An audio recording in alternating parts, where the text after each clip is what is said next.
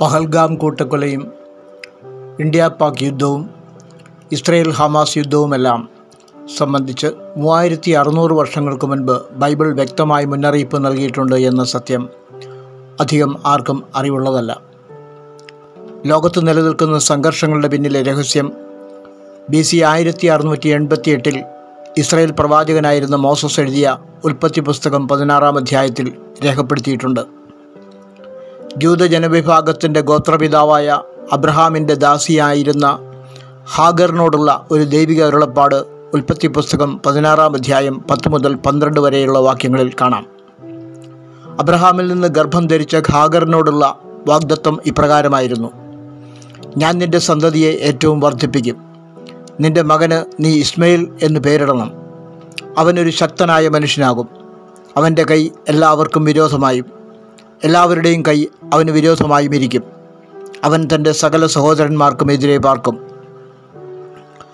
Palestine ഭൂപ്രദേശത്തിനു വേണ്ടിയുള്ള പോരാട്ടങ്ങൾക്ക് സഹസ്രാബ്ദങ്ങളുടെ ചരിത്രമുണ്ട്.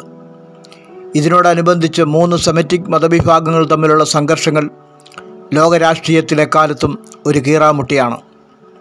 BC 500 എഴുതപ്പെട്ട സഖരിയ പ്രവചനം പറയുന്നു: അന്നാളിൽ ഞാൻ യെരുശലേമിനെ സകല ജാതികൾക്കും ഭാരമുള്ള കല്ലാക്കി വയ്ക്കും. അതിനെ ചുമക്കുന്നവരൊക്കെയും കഠിനമായി മുറിവേൽക്കും.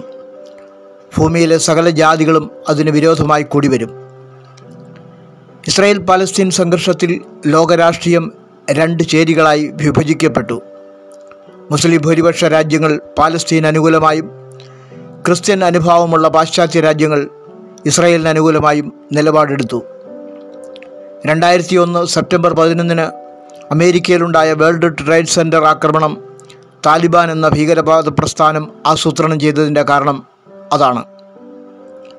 ഈ ആക്രമണത്തെ അമേരിക്കയ്ക്കെതിരെയുള്ള യുദ്ധപ്രഖ്യാപനമായി വിശേഷിപ്പിച്ച US പ്രസിഡന്റ് ജോർജ് ബുഷ് 21-ാം നൂറ്റാണ്ടിലെ ആദ്യ യുദ്ധം ആരംഭിച്ചതായി പ്രഖ്യാപിച്ചു. അഫ്ഗാനിസ്ഥാനിലെ താലിബാൻ ഭരണകൂടത്തെ അട്ടിമറിച്ച അമേരിക്ക സൈനിക നടപടിയിലൂടെ 10,000-ങ്ങളെ കൊല ചെയ്തു. ഇതിനിടയിൽ വേൾഡ് ട്രേഡ് സെൻറ്റർ ആക്രമിച്ച ബിൻ ലാദൻ പാകിസ്ഥാനിൽ ഒളിച്ചെങ്കിലും അമേരിക്കൻ പട്ടാളം ബിൻ ലാദനെ പിടികൂടി വധിച്ചു. താലിബാന് ശേഷം IS മുതലായ നിരവധി ഭീകര പ്രസ്ഥാനങ്ങൾ ലോകത്ത് ശക്തി പ്രാപിച്ചു. ഇന്ത്യ പാക് സംഘർഷങ്ങളുടെ പിന്നിൽ അത്തരം ഭീകരവാദ പ്രസ്ഥാനങ്ങളാണുള്ളത്.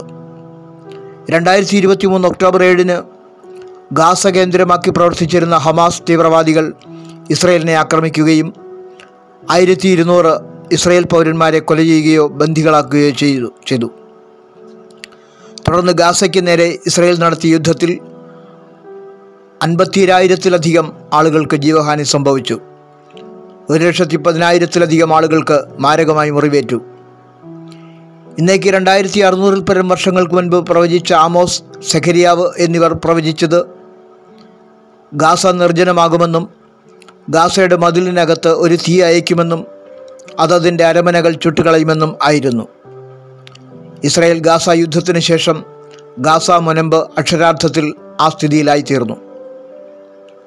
ഈ ബൈബിൾ പ്രവചനങ്ങൾ ഓരോന്നും അക്ഷരം പ്രതി നിറവേറിക്കൊണ്ടിരിക്കുകയാണ്. ആയിരക്കണക്കിന് വർഷങ്ങൾക്ക് മുൻപ് ദൈവം തൻ്റെ പ്രവാചകന്മാരിലൂടെ നൽകിയിട്ടുള്ള പ്രവചനങ്ങൾ ചരിത്രത്തിൽ ദൈവത്തിൻ്റെ സജീവമായ ഇടപെടലുകളാണ് വെളിപ്പെടുത്തുന്നത്. ബൈബിളിൽ ഏറ്റവും കൂടുതൽ പ്രവചനങ്ങളുള്ളത് യേശുക്രിസ്തുവിനെ സംബന്ധിച്ചുള്ളതാണ്. 2000 വർഷങ്ങൾക്ക് മുൻപ് യേശുക്രിസ്തുവിൻ്റെ മടങ്ങിവരവിനും ലോകാവസാനത്തിനും മുമ്പ് യുദ്ധങ്ങൾ വർദ്ധിക്കുമെന്നും ജാതികൾ തമ്മിലും രാജ്യങ്ങൾ തമ്മിലും സംഘർഷങ്ങൾ വർദ്ധിക്കുമെന്നും യേശു പ്രവചിച്ചതായി സുവിശേഷങ്ങളിൽ രേഖപ്പെടുത്തിയിട്ടുണ്ട്. ഈ പ്രവചനങ്ങളെല്ലാം ചരിത്രങ്ങളായി മാറുമ്പോൾ ചരിത്രത്തിൻ്റെ പിന്നിലെ ദൈവത്തിൻ്റെ കരമാണ് വെളിപ്പെടുന്നത്. God bless you. മാറാനാഥ.